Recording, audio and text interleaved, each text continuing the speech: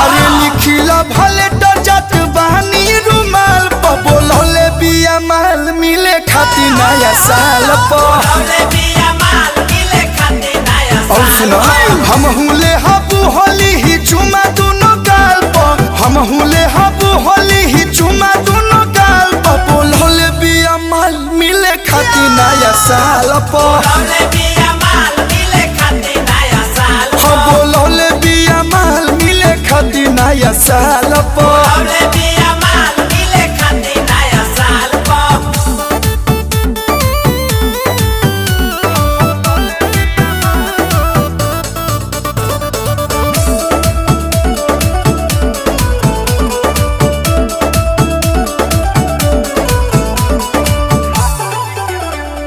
हालही के प्यार हम मिलल हरी झंडी एक पर काट ले हब।